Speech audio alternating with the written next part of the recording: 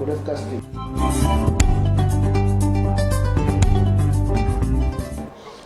Voilà, un jour au Sénégal, un jour dans le monde tey jii ñuy wax ci waa M2D nga xamee ni daanaka am na at ña nga doon lancé benn appel au calme ginnaaw bi ñu dem jëlee Ousmane Sonko mettre ko en examen ba mu nekk sous contrôle judiciaire tey jii ci coowal bi nga xamee ni moom la ko seqoon ak Adji Sarr tey jii nag mu mel ni mouvement boobu dafay nelaw dañ ci teewlu Marcel Maroon. juróom-ñeenti fan ci weeru mars atum l'an 2000 lu toll ci juróom fukk ak benn ci ay sénégalais ñu daldi leen di rapatrier ca Angola ginnaaw aw séjour woo xamante ni ci diirug ñetti weer wu ñu am ca kaso bi. juróom-ñeenti fan ci weeru mars atum 2016 ubbiteeg CICAD te diwaan bu Diamniadio njiit bu réew bu Sénégal moom président Macky Sall daal di koy jiite ànd ci ak naataangoom Paul Kagame bu Rwanda. mu nekk loo xamante ni itam dina mën a tax gën a ñoŋal lépp lu ñeel wàllu intégration ci mathématique ak itam science ci li nga xam ne moom moo di ndaw ñi ci tund wu Afrique. juróom-ñeenti fan ci weeru mars atum 2018 spectaculaire rebondissement ca Kenya. Uhuru Kenyatta ak itam Raila Odinga daal di wéer li nga xam ne nag moom moo di ngànnaay yi jëmmal jàmm mu doon loo xamante ni nag aw surprise la ci général bi ci njiit mu réew mi ak itam ki nga xam ne moom moo di wujjëm daal di daje. juróom-ñeenti fan ci weeru mars atum 2018 mu nekk aw manifestation ci parti démocratique sénégalais ñoom ñooñee ñu daal di leen di tas ñi waraloon li ni mel bokk ci way takk der yi mu nekk aw parti ñi nga xam ne ñoom ñoo sooxe woon lu ni mel joxo ñooñ baaraamu tuuma jëwriñ ji nga xam ne moom la ñu dénkoon wàllu biir réew ca yooyu la jamono Aly Ngouille Ndiaye moonte day moom moomee la ñu tànnoon ngir rek mu daal di amal yooyu la élection maanaam organisation bi. ñu taxaw ci juróom-ñeenti fan ci weeru mars atum 2021 ginnaaw aw jàmmarloo yoo xamante ni dox na ci diggante askan wi ak itam ñi nga xam ne ñoom ñoo di way takk der yi ci mbirum Ousmane Sonko ak itam Adji Sarr mouvement de défense de la démocratie ñu gën koo xam ci M2D fii ci réew bu Sénégal bëggoon ñu daal di dakkal yooyu les manifestations boobaak léegi nag kenn déggu leen mu ñeel wàllu tekkaaral bi ñu nemmeeku ci ñoom. docteur Cheikh Tidiane Dièye coordonnateur boobule mouvement dikkat ak ñun ci wowule xew-xew ak lan moo waral tekkaaral gi. waaw M2D day mooy mouvement pour la défense de la démocratie moo ngi fii ba tey di def liggéeyam xam nga nag kuréel la boo xam ne bii du. kuréel boo xam ne bis bu ne mu ngi ci mbedd mi di def ay manifestation wala yooyu ndax ni ñu ko sose la dafa di kuréel boo xam ne dafa lëkkale ay mouvement ak ay parti politique ay association ay société civile ñu bare genre kuréel yu mel noonu li tax ñu koy def mooy bu ñu demee ci réew mi ba soxla dajale doole yi dajale ñi nga xam ne nii ñoo ngi am lu ñuy bëgg a aar wala lu ñuy défendre ci wàllu démocratie wala leneen ñu daal di ànd ci loolu def ko donc bu nga xamee ni daaw li xewoon ci réew mi xew na fi te ñu bëggoon am lu rëy lu yaatu loo xam ne sénégalais yëpp dinañ ci gis seen bopp ci lañ ko sos muy di mouvement pour la défense de la démocratie parce que gisoon nañ ne démocratie la ñu xawoon a nërmeel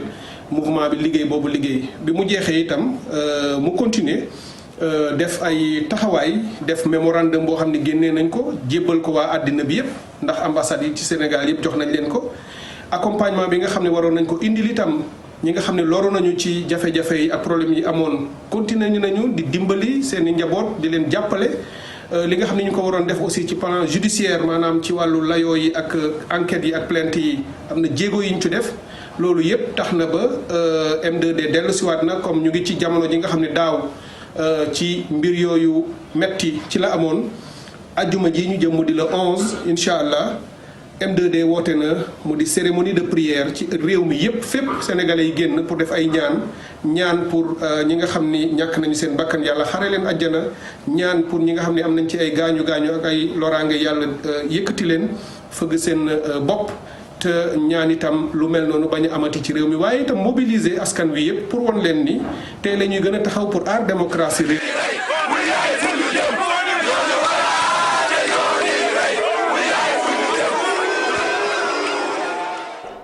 voilà Cheikh Diop ñu ngi lay jaajëfal au lieu de Marcel Maron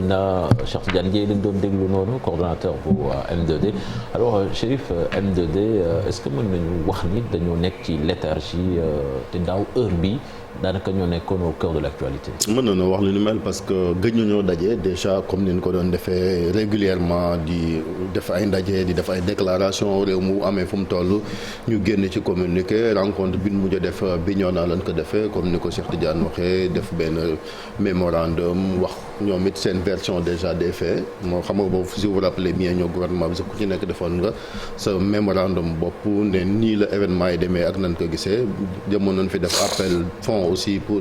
les victimes ñu ne dañ leen di jàppale la même chose ak tamit yu ci bëri yoo xamante defoon nañ ko mais dañu jàppoon ni xëy na événement bi fi mu jógee woon na parce que ñoom bëggoon nañoo sax continuer di mettre la pression sur le régime si vous rappelez après même les événements bi mettre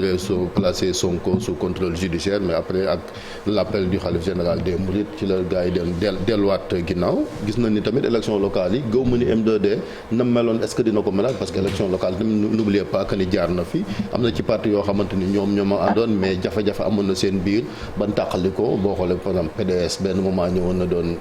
soutenir Sonko la même chose dans le cadre M2D ak ñoom Bougane la même chose mais li fi xew ci élection locale yeeg investiture yi ba nga xamante tey boo xoolee M2D ñi fa gën a fës tey c'est Pastef ak waa taxawu Sénégal mooy Khalifa Sall bi nga gis ñu naan taxawu sax mi ngi jëm ci création des partis ñeneen ñi nga xamante ne boolewuñ leen woon ci investiture yi génn di je ne suis pas sûr que dinañ continuer la même chose di combat bi nga xamante ne M2D ñu ko def li gën a jàppale mooy opposition bi aussi gis na ni depuis un certain temps dañuy créer ay mouvement mais mouvement yooyu xëy na duñ gudd fan M2D ngi fi woon boo xoolee affaire du pétrole Aliou Sall bi créé woon nañ fi aar suñu lu ñu bokk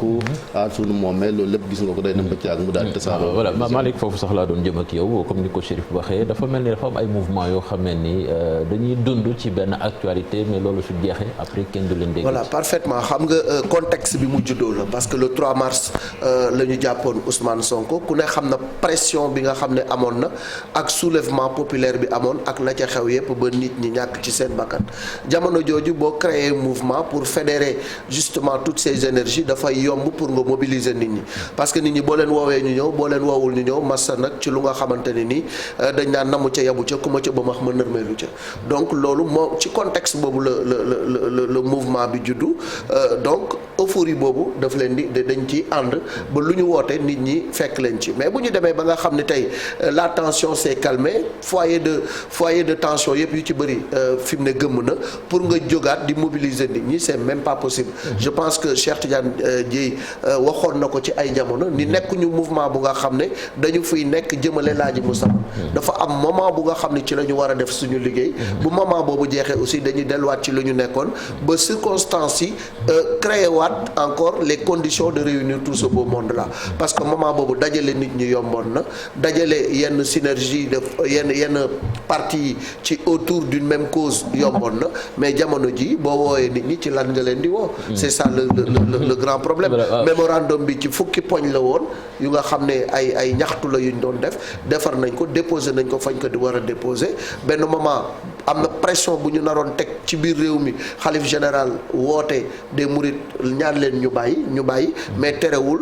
benn instant continuer nañu di def pression ci gouvernement bi mais actuellement nii y a plus de raison pour que ngay mobiliser nit ñi parce que gisuñu lu ko fi jar. voilà Marcel souvent mouvement yi ñuy nemmeeku ci wàllu politique c'est souvent une denrée périssable wala mën nañ jàpp ni dafay évoluer d'une autre façon. waaw c'est ça mën nañ nekk peut-être ay échéances on ne souhaite pas yoo xamante ne dafay nirool peut-être luy laaj ay mobilisation yi ni mel le genre mouvement yi di xaar pour mën a fësaat mais toujours est-il que les rares manifestations en tout cas sorties publiques yoo xamante ne jot nañ ko am c'était en juin passé par exemple boo xamante ne dañoo reprendre woon les manifestations pacifiques donc ñu daal di ko suspendre en mars justement suite à l'appel du khalife général des Mourides donc mu di benn mouvement boo xamante ne un petit peu lu ñu promettre woon mooy ambitionner nekk comme le encore mieux même que le M23 mais le M23 itam quand on prend l'exemple du M23 on se demande où est-ce que c'est passé finalement M23 ndaxte depuis événement 2011 2012 yi avec Abdoulaye Wade y a plus trop d'action yoo xamante ne c'est remarquable à leur niveau si j'ose dire. comme li Malick doon wax rek ñoom daal dañuy judd ci benn contexte loolu su jeexee. bu jeexee après da ngay gëm. mouvement bi day nelaw. mais bon on s'attend mooy li may wax rek ñaanuñ ko yàlla mais bon on s'attend à des échéances peut-être politique yoo xamante ne dina nécessiter genre mobilisation yu mel nii. Voilà, merci Marcel. Tout de suite le secteur info.